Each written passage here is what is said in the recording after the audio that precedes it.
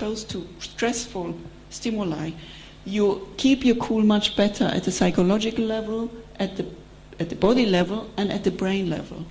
And this is really important because, as I said, we all go through negative life events. There is no way of avoiding it, but it's how you cope with them and how resilient you are and how strong you're able to actually be detached and not get carried away by all those negative events which happen to you. That determines whether you will be healthy or whether you will develop depression or anxiety or whatever. And I think this is really important. And as I said, this is what Buddha was aiming at when he saw there's a lot of suffering in the world. He wanted to find a method where you cope with all the negative life events, and meditation is one of them. So what about effects on your health? This study I really like because I think it's great. They have tested 350 Sahaja Yoga meditators in Australia. And they had to score on sort of established medical questionnaires of their physical health, their mental health, general health. They found that the Sahaja Yoga meditators were better than the controls and better than another group of meditators. But what was very interesting is then he tested what makes you more healthy when you meditate. Is it the hours of meditation? Is it how many meditation meetings you attend? Is it all the rituals you do, the mantras? And he tested everything, and he found there's only one thing which determines how good you are which determines whether you're better in your mental or your general health. And that is the state of thoughtless awareness. So what he found, for example, these are people who achieve thoughtless awareness once or twice per month. This is the Australian average. So if you only achieve thoughtless awareness once or twice per month, you're not better than the average. But if you become thoughtless once or twice per week or once or twice per day, and you can see there's a gradual increase. So the more you achieve the thoughtless awareness, the better is your mental health. And these are the people who achieve thoughtless awareness several times a day. If you do this, you're really extremely high. You can't see the score, but you reach the top of the mental health score, so you're the most mentally healthy person in the world. And he found the same for, this is general health, so exactly same. This is the Australian average, and the more silent you achieve, this is several times mental silence per day, the more healthy you are. Then this is again from Ramesh Manocha, which is a bit cut off here, but he then tested the same people on a questionnaire which picks up depression and anxiety. And again he found the same thing. So the yogis are less likely to be distressed. And again, it's how often they achieve the state of mental silence determines in which category they are. So basically, the more you achieve mental silence, the more are you in a really low risk category. And you can see this is the purple here.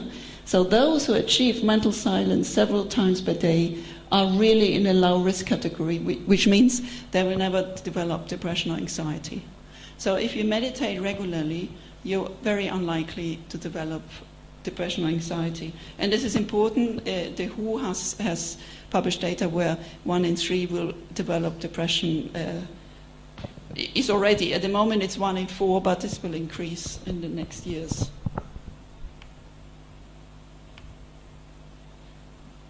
So the conclusion is that Hatha Yoga has a significant beneficial effect on your health, and the benefits are associated with the state of mental silence. Now this also means that if you want to achieve a health benefit with meditation, you have to use or pick a meditation techniques which teaches you to achieve the mental silence. And as you know, there are many meditation techniques out there, and stretching the body with yoga will not do the trick. You really have to achieve the state of mental silence, because that is what works, and not anything else. So you have to, and in my knowledge, Hatha Yoga is one of the best in my view, but there are very few other meditation techniques which actually teach you to stop your thinking. For example, mindfulness meditation helps you reduce your thinking, but they don't show you how to stop it. And that's the key thing. You have to learn to achieve this mental silence. So what about illnesses? There have been several studies on mental illness and on physical illness. So once you're ill, you can also use the Hatha Yoga meditation as a treatment. And this is a study. The first study is a study which was conducted in Exeter University by Adam Morgan. And he used a group of people with depression, and he taught them either the Hatha Yoga meditation, or they did nothing, or they used cognitive behavioral therapy, which is a treatment which works and which you get at the NHS. But as you can see, the Hatha Yoga meditation was significantly better than the traditional treatment from the NHS. And it was better in improving the anxiety of the people, the depression, and the general mental illness. And of course, if you can use a treatment which doesn't involve medication, then that's much better. This is a study on work stress, also by Ramesh Manocha in Australia. He tested people who would feel stressed at work, and almost everybody nowadays is in that situation. He gave them 2 months of Hatha Yoga meditation, or he gave them transcendental meditation, which is this pink one here. And the transcendental meditation did not work, but the Hatha Yoga meditation significantly improved the symptoms of work stress, so people felt less stressed after 2 months of Hatha Yoga meditation. They felt less depressed, and this didn't reach significance, but was also better, as you can see. So, of course, we know why this is, because Hatha Yoga meditation activates the parasympathetic nervous system, which de-stresses the body, and that could, of course, be the effect. It could also be because of the effects we've seen on the brain. Scores.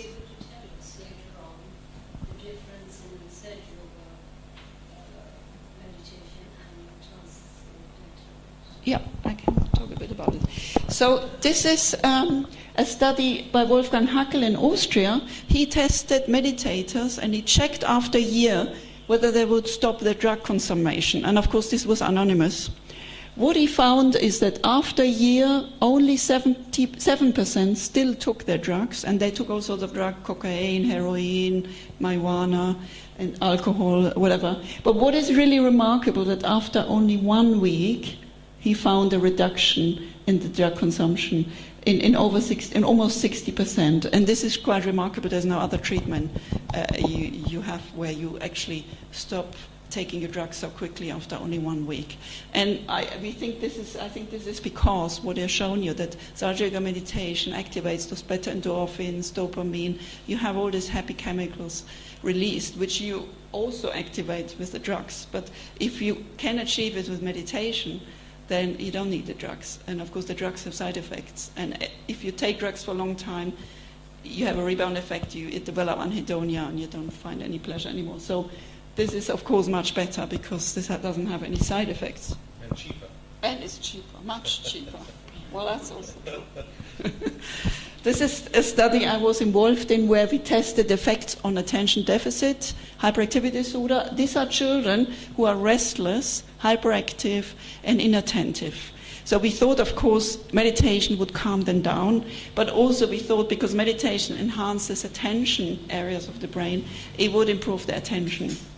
And we found a significant reduction of all the symptoms, so they become less inattentive, less restless. And this happened despite the fact that most of them even stopped their medication, so they still improved. What is interesting that the effect is very similar to that which you see with stimulant medication, and nowadays ADHD children are treated with stimulants like amphetamine kind of drugs. And they have, of course, side effects. They work very well, but they have side effects. So if you can achieve the same with meditation, then that's, of course, better because you don't get the side effects. So what about physical illnesses? Yoga meditation, there's a significant reduction of the epileptic attacks, and even more after 6 months. And the control condition didn't do anything. So this shows that Hatha Yoga meditation is good for physical illness like epilepsy. It's not clear why, maybe because it activates the parasympathetic nervous system, or maybe because of the brain changes. This is a study on asthma, which is a very physical disorder, and they gave them 2 months of 2 weekly sessions of Hatha Yoga meditation, and there was a significant improvement of the asthma severity. And what is interesting about this study is that after the 2 months, they followed them up after another month. So then after the 2 months, people actually stopped meditating. And what happened after the month, they went back and the asthma severity came back. So what this shows, of course, which is logical, that if you do meditation to improve your physical or mental health, you have to do it continuously. You can't just do it for a month and then as soon as you're better, you stop. And then your bad health will come back. But this is the same with medication, of course. And you have to do it on a regular basis. And of course, a lot of people don't have the discipline to continue.